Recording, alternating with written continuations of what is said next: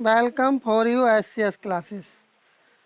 आप लोगों का एग्ज़ाम 6 और 7 सितंबर को कंडक्ट होने वाला है और इस क्लास में आप लोग जो उत्तर प्रदेश अधीनस्थ सेवा चयन आयोग, जिसे आप ईपीट्रिपल प्रारंभिक अर्हता परीक्षा पैट का एग्ज़ाम जो 2022 में हुआ था, उसी का आप फर्स्ट शिफ्ट का आप लोग पेपर देखेंगे, जो कि विद एक्सप्लेनेशन के साथ आप लोग देखेंगे। और जो एक्सप्लेनेशन होगा उसी में से आपको बहुत सारे प्रश्न आपके पैट के पेपर में डायरेक्ट देखने को मिलेंगे।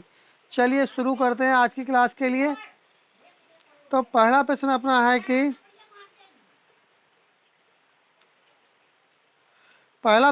है कि निम्नलिखित में से किस अधिनियम ने बैंकों के राष्ट्रीयकरण के लिए शर्तें निर्धारित की थी। बैंक से संबंधित था, तो इसमें क्या था, बेसिकली बैंकिंग कंपनियां ब्रैकेट उपक्रमों का अधिग्रहण और हस्तांतरण अधिनियम 1970 के अंतर्गत यह नियम बनाया गया था, अर्थात एक्ट के अंतर्गत। तो आप बेसिकली आप इस तरह से इसे याद रख सकते हैं, बैंकिंग कंपनियां अधिनियम 1970। क्या याद रखेंगे आप लोग?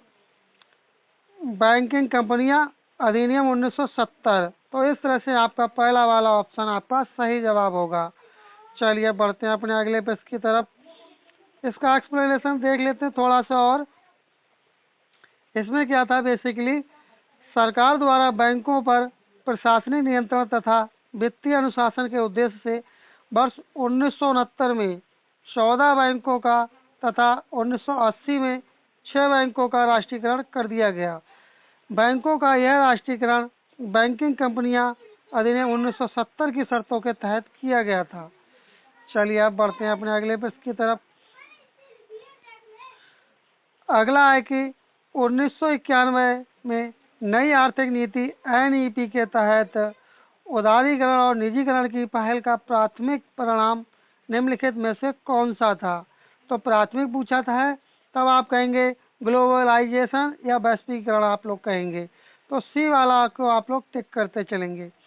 आप देख रहे होंगे 2022 के पेपर में फर्स्ट शिफ्ट में कितने इजी क्वेश्चंस पूछे गए थे। अब इसमें और एक्स्ट्रा फैक्ट देख लेते हैं, हो सकता है इससे आपके लिए प्रश्न बन सके। 1991 के महान आर्थिक संकट से उबरने के उद्देश्य से तत्कालीन प्रधानमंत्री पीवी नरसिम्हा राव तथा वित्त मंत्री मनमोहन सिंह ने आर्थिक उदारीकरण तथा निजीकरण करने का फैसला लिया।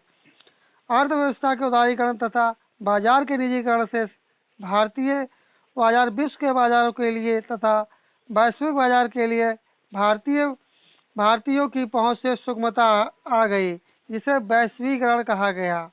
जब इन्होंने ऐसा किया तब भारतीय बाजार में क्या आ गई थी, सुगमता आ गई थी। चलिए बढ़ते हैं अगले प्रश्न की तरफ। अगला है कि किसे भारत में हरित क्रांति के जनक के रूप में जाना जाता है।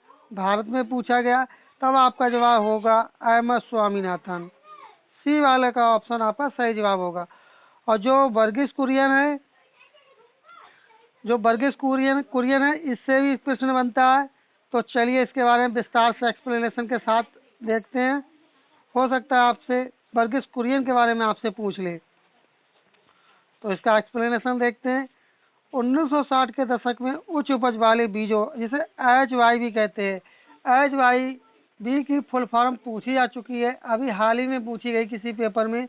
तो इसकी फुल फॉर्म होती है हाई यील्डिंग वैरायटी के द्वारा खाद्यान्न, गेहूं और चावल उत्पादन में आई अभूतपूर्व वृद्धि को हरित क्रांति की संज्ञा दी गई। जब ऐसा किया गया, हाइब्रिड प्रजाति के बीजों का उपयोग किया गया, तब क्या हुआ, उत्पादन में वृद्धि हुई। ठीक है, संज्ञा दी गई।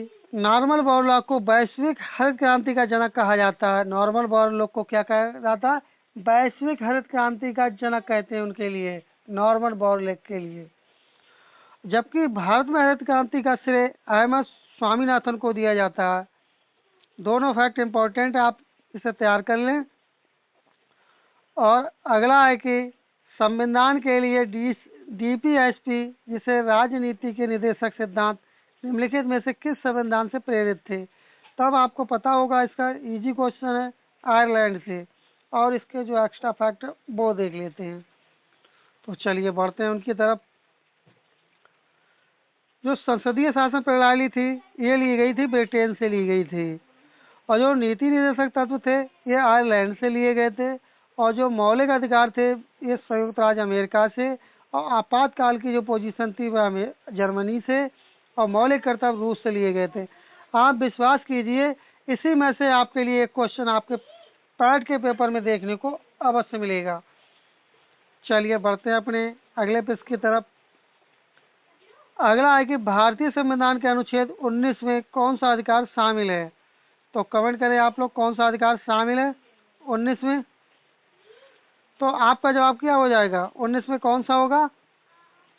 देखिए, संवैधानिक उपचारों का अधिकार ये किस में है, और दूसरा है आपका वाक और अभिव्यक्ति स्वतंत्रता का अधिकार, अर्थात स्वतंत्रता का अधिकार, बोलने का अधिकार है। तो चलिए देखते हैं इसके एक्सप्लेनेशन के लिए। इससे भी प्रश्न बन सकता है। समानता का अधिकार यदि आपसे पूछे तो आप कहेंगे 14 से 18 तक आर्टिकल में वर्णित है। यदि स्वतंत्रता का अधिकार पूछ रहे तब आप कहेंगे अनुच्छेद 19 से 22 तक, और शोषण के विरुद्ध अधिकार पूछे तब आप कहेंगे अनुच्छेद 23 से और 24 में। यदि पूछ रहे धार्मिक स्वतंत्रता के बारे में पूछ ले तब आप कहेंगे अनुच्छेद 25 से 28 तक। संस्कृति एवं शिक्षा से संबंधित पूछे तब आप कहेंगे 29 से 30 तक, और संवैधानिक उपचारों का अधिकार आप कहेंगे अनुच्छेद 32। इस तरह से इसमें से भी आपको एक प्रश्न आपको देखने को अवश्य मिलेगा। विश्वास कीजिए आपको एक प्रश्न अवश्य मिलेगा इसमें से भी। चलिए बढ़ते हैं, क्योंकि जो पेपर का पैटर्न होता है वह इर्द गिर्द घूमता रहता है। चलिए अगला प्रश्न है, संसदीय प्रणाली में लोकसभा कार्यपालिका किसके प्रति उत्तरदायी होती है? तो अब आपका जवाब होगा विधानमंडल के प्रति उत्तरदायी होती है। जहाँ आवश्यक होगा वहीं एक्सप्लेनेशन करेंगे, जिसमें से आ सकता है आपके पार्ट के पेपर में। चलिए अगला है, कौन सी भारतीय संविधान की मुख्य विशेषता नहीं है? तो नहीं पूछी गई है, तो आप कमेंट करें कौन सी नहीं है। तो कौन सी नहीं होगी? लिखित और विस्तृत संविधान ये तो हैगी। 2 टियर गवर्नमेंट, 2 स्तरीय सरकार, ये आपका सही जवाब होगा, क्योंकि यह विशेषता संविधान की नहीं है। तो चलिए बढ़ते हैं अपने अगले पेज की तरफ।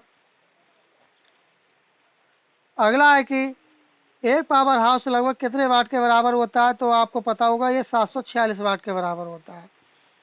यदि आपसे यांत्रिक अशुशक्ति पूछे तब आप कहेंगे 745.7, और मीट्रिक अशुशक्ति पूछे तब आप कहेंगे 735.49 आप बोलेंगे, और यदि आपसे पूछे अशुशक्ति पूछ ले तो आपको पता होगा 746 वाट होगी। चलिए अगला प्रश्न। अगला प्रश्न है कि कौन सी एक रासायनिक अभिक्रिया नहीं है? तो कौन सी रासायनिक अभिक्रिया नहीं है?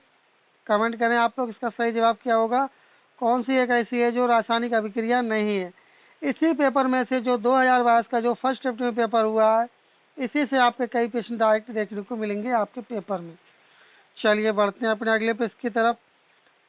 अगला है कि पायरिया निम्न में से किसका रोग है? तब आपका जवाब होगा मसूड़ों का। जो पायरिया जो लगती है तो वो किस में लगती है? तो ये मसूड़ों में संक्रमण फैलता है, जो कि ये बेसिकली दांतों में लगती है। चलिए बढ़ते हैं अपने अगले पेज की तरफ। अगला है कि फ्लोएम एक ऊतक है जो निम्नलिखित में से किस में पाया जाता है? तो ये किस में पाया जाता है? तब आप कहेंगे ये पौधों में पाया जाता है। फ्लोएम जो पाया जाता है ये पौधों में पाया जाता है। चलिए अगला प्रश्न। अगला प्रश्न है कि भारत की पंचायती राज व्यवस्था में कितने स्तर हैं? तो स्तर पूछे आप कहेंगे 3 स्तर हैं। क्या कहेंगे? 3 स्तर हैं। और 3 स्तर कौन कौन से यदि आपसे पूछे तब आप क्या कहेंगे? तब आप कहेंगे ग्राम स्तर पर ग्राम पंचायत पहला हो गया, मध्यवर्ती स्तर पर क्षेत्र पंचायत दूसरा, और तीसरा आपका हो जाएगा जिला स्तर पर जिला पंचायत। जिसे त्रिस्तरीय पंचायती राज व्यवस्था की सिफारिश किसने की थी? बलवंत राय मेहता द्वारा की गई थी। चलिए बढ़ते हैं अपने अगले प्रश्न की तरफ। अगला प्रश्न है कि कौन सा भिन्न सबसे बड़ा है? देख रहे हैं आप कितना इजी क्वेश्चन मैथ का पूछा गया है, आप इसे आसानी से कर जाएंगे। तो कितना इजी पूछा गया है।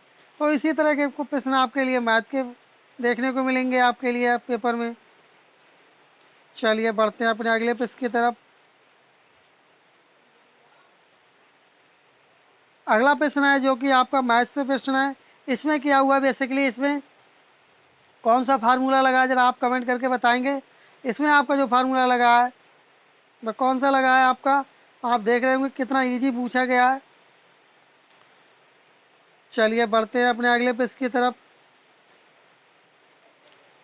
अगला प्रश्न है कि ये भी आप देख रहे होंगे मैथ का कितना इजी क्वेश्चन पूछा गया है कि 19 का कितना प्रतिशत 7.6 है। तो इस तरह के प्रश्न आपके लिए मैथ में देखने को मिलेंगे। ज़्यादा हार्ड लेवल के क्वेश्चंस नहीं आएंगे। क्वेश्चन जो आपके लिए होंगे इजी टू मॉडरेट टाइप का पेपर होगा आपका।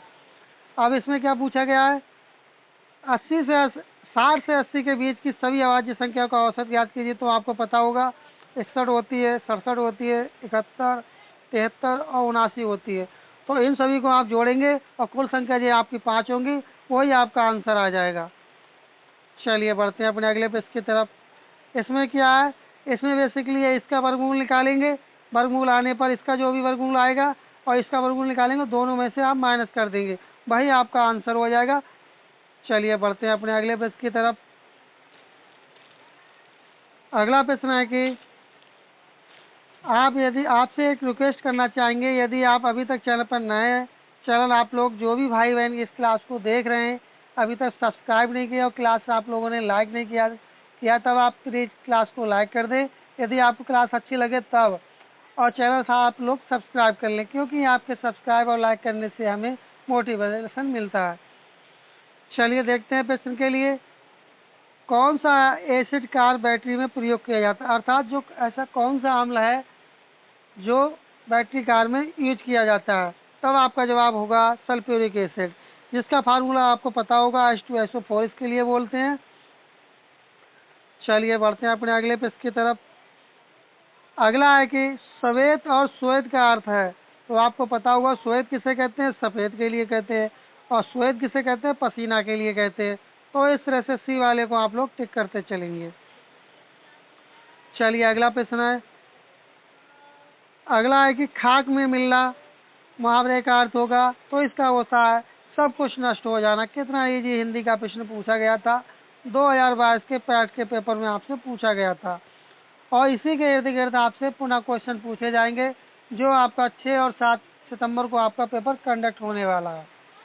आप विश्वास कीजिए, यदि आपके लिए लगातार इससे पहले आपके लिए 2021 का पैट का पेपर करवा चुके हैं कंप्लीट फर्स्ट और सेकंड शिफ्ट का, और ये अब अपना चल रहा है 2022 का पेपर कंप्लीट विद एक्सप्लेनेशन के साथ चल रहा है, और इसके बाद में आपको 2023 का पेपर करवाया जाएगा, और 2024 में आपका पैट का पेपर नहीं हुआ था।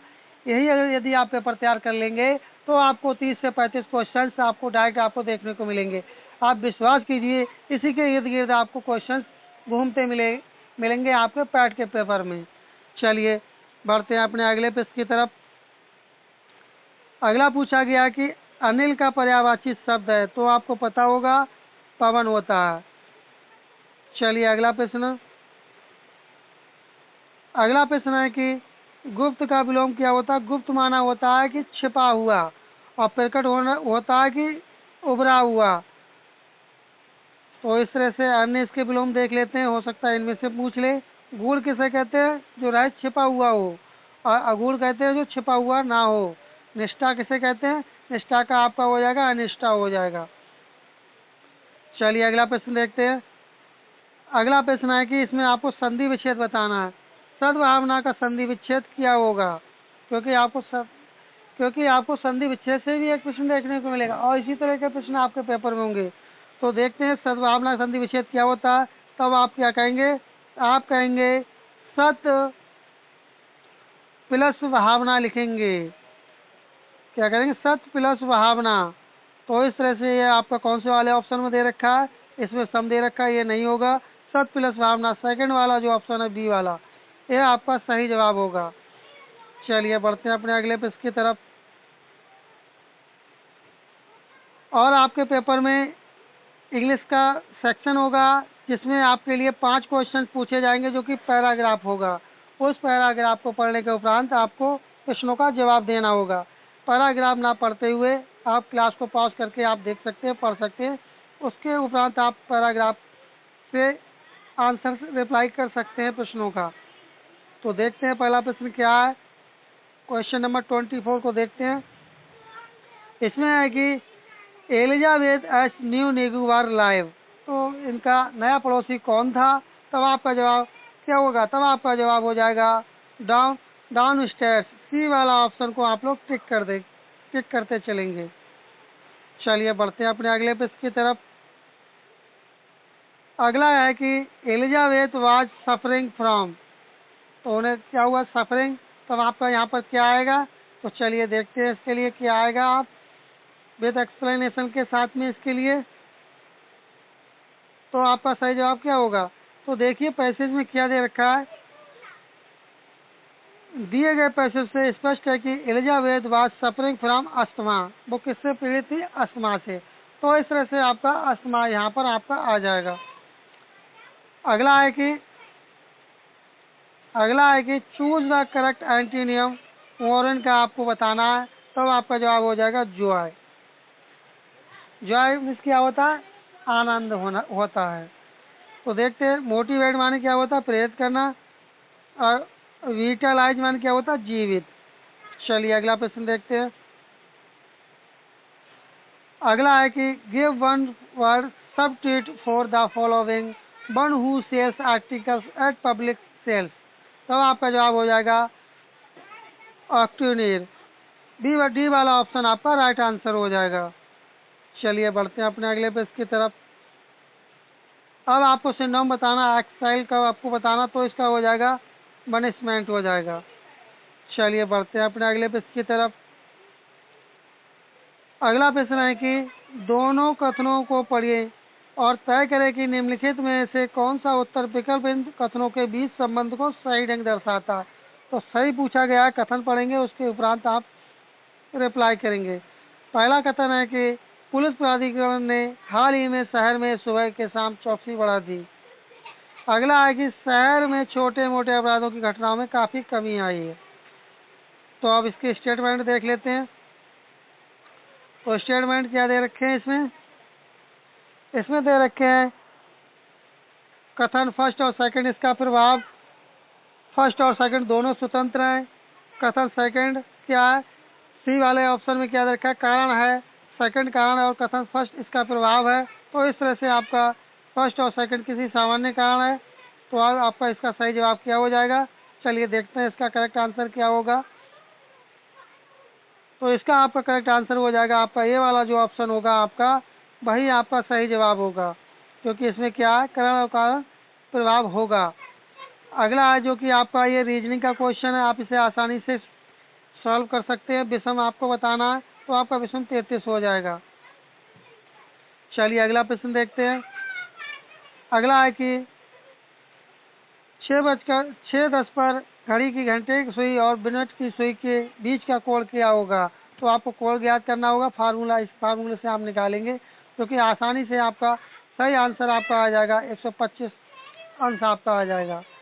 चलिए बढ़ते हैं अपने अगले पेज की तरफ। बहुत ईजी क्वेश्चन पूछे गए थे, आप इन्हें आसानी से आप इन्हें कर सकते थे। तो अगला किसमें क्या पूछा गया, यदि ए को 26 के रूप में कोडित किया जाता तो बी को 25 के रूप में किया जाता, अर्थात रिवर्स फॉर्म में इनके लिए कैलकुलेट किया गया है। इस तरह से आपको करना है। तो अब आपको इसमें किसका बताना, मोबाइल का बताना। देख रहे हैं आप कितना ईजी है, तो इस तरह से आप आसानी से इसे कर सकते थे। चलिए बढ़ते हैं अपने अगले पेज की तरफ। अगला है कि द अनामलाई रीड टेल नाम की डैम जेल फ्लाई की एक नई प्रजाति की खोज किस राज्य में की गई। तब आपका जवाब होगा ये केरल में की गई थी। चलिए बढ़ते हैं अपने अगले पेज की तरफ। अगला है कि गोपी ने विवेक से कहा, वह व्यक्ति मेरी माँ के इकलौते भाई का पिता है। गोपी उन्हें क्या कहेगी, तो गोपी उन्हें कहेगी नाना कहेगी। चलिए अगला प्रश्न, ये आपका करंट का क्वेश्चन, आप इसे स्किप कर सकते हैं। अगला है कि जागृति निम्नलिखित में से किस क्षेत्र से संबंधित शुभंकर है। तब आपका जवाब होगा उपभोक्ता जागरूकता से संबंधित है। चलिए अगला प्रश्न, अगला है कि महाराष्ट्र में स्थित औरंगाबाद का नया नाम पूछा गया है। तो नया नाम इसका है संभाजी नगर। क्या कहेंगे? औरंगाबाद को क्या कहेंगे? संभाजी नगर कहेंगे आप लोग। चलिए बढ़ते हैं अपने अगले पेज की तरफ। अगला है कि भारतीय पारंपरिक विज्ञान पर किस देश के सर्वदलीय संसदीय समूह को आयुर्वेदिक रत्न से पुरस्कार से सम्मानित किया गया? ये करंट का क्वेश्चन, आप चाहे तो इसे स्किप कर सकते हैं। चलिए बढ़ते हैं अपने अगले पेज की तरफ। ये स्ट्रेटेजी का क्वेश्चन बन सकता है आपके पेपर में। टाटा पावर सोलर ने किस राज्य में भारत की सबसे बड़ी फ्लोटिंग तैरती सौर ऊर्जा परियोजना शुरू की? तो ये केरल राज्य ने। ये आ चुका है 2022 में, लेकिन अब ये आपसे स्ट्रेटेजी के तौर पे पूछे तब आपसे पूछ सकता है। चलिए बढ़ते हैं अपने अगले पेज की तरफ। आपको क्लास कैसी लग रही कमेंट करके अवश्य बताएं, और यदि आपका किसी भी प्रकार का कोई सजेशन या फीडबैक हो तब भी आप कमेंट कर सकते हैं। चलिए अगला प्रश्न है, कौन सी इजराइल की राजधानी है? तब आपका जवाब होगा यरूशलेम इजराइल की राजधानी, क्योंकि राजधानी से संबंधित एक प्रश्न आपके पैट के पेपर में, जो आपका यूपी पैट का पेपर, उसमें आपको देखने को अवश्य मिलेगा। ये कुछ इम्पोर्टेंट राजधानियाँ दे रखी हैं देशों की, जिन्हें आप देख सकते हैं। हो सकता है आपसे इसमें एग्जाम में पूछ ले। तो देखते हैं, यरूशलेम की क्या हो जाएगी? इजराइल हो जाएगी। बगदाद की क्या होगी? इराक होगी। और डबलिन किसकी राजधानी हो जाएगी? आयरलैंड की। और टोक्यो की राजधानी आपको पता होगा किसकी? जापान की। और काबुल भी आपको पता होगा अफगानिस्तान की। इसमें से एक प्रश्न आपको देखने को अवश्य मिलेगा। चलिए अगला प्रश्न है कि डार्क कर्मयोगी पोर्टल का उद्देश्य है। ये करंट का क्वेश्चन है जो कि चर्चा में रहा था। तो ये किससे संबंधित था? ये लगभग 4 लाख ग्रामीण डाक सेवकों की क्षमताओं में वृद्धि की गई थी, इसलिए ये चर्चा में रहा था। चलिए अगला प्रश्न। अगला है कि किस राज्य में विधान परिषद है? तब आपका जवाब होगा कर्नाटक में विधान परिषद है। और यह कितने राज्यों में विधान परिषद है वर्तमान में? आप कमेंट करके जरा बताएं कितने राज्यों में ये है। अगला है कि किस दिन को भारतीय वायुसेना दिवस के रूप में मनाते हैं? आपको पता होगा 8 अक्टूबर को मनाया जाता है। और कब से शुरुआत हुई थी? 1932 से शुरुआत हुई थी। चलिए बढ़ते हैं अपने अगले प्रश्न की तरफ। अगला प्रश्न है जिसमें पूछा गया है कि निम्नलिखित में से किसे भारत का स्कॉटलैंड भी कहा जाता है? तो भारत का स्कॉटलैंड किसे कहते हैं? कूर्ग के लिए कहते हैं। किसे कहते हैं? कूर्ग को कहते हैं, क्योंकि यह बहुत सौंदर्य या सुंदरता युक्त ये जगह है काफी, इसलिए इसे स्कॉटलैंड कहते हैं कूर्ग के लिए। चलिए अगला प्रश्न। अगला है कि डैश कला मथुरा से स्टेज सीलिंग की पारंपरिक कला है। तो ये कला है सांझी की। सी वाला ऑप्शन आपका राइट आंसर होगा। चलिए बढ़ते हैं अपने अगले प्रश्न की तरफ। तो अगला प्रश्न है कि निम्नलिखित में से 2014 में बनाया गया भारत का 29वां राज्य कौन सा था? तो 29वां राज्य कौन सा था? तो ये था तेलंगाना राज्य हुआ था, जो कि ये 2022 में काफ़ी चर्चा में रहा था। तो इस पर्पज से इसे पूछा गया। हो सकता है किसी अन्य राज्य के बारे में आपसे पूछ ले। चलिए इसका एक्सप्लेनेशन देख लेते हैं। तो अगला प्रश्न है कि 2 जून 2014 को आंध्र प्रदेश का विभाजन करके भारत का 29वां राज्य तेलंगाना बना था, किंतु वर्तमान में जम्मू और कश्मीर के पुनर्गठन के पश्चात भारत में कुल 28 राज्य और 8 केंद्र शासित प्रदेश हैं। तो इस तरह से ये आप विशेषकर आप याद रखें, इसमें से आपको प्रश्न देखने को मिल सकता है। तो अगला प्रश्न है कि किस व्यक्ति ने प्रसिद्ध पुस्तक the story of my experiments with टूट लिखी है? तब आपका जवाब होगा ये लिखी है जवाहरलाल नेहरू ने। किसकी पुस्तक है? ये जवाहरलाल नेहरू की पुस्तक है। सॉरी साथियों माफ़ करना, ये जो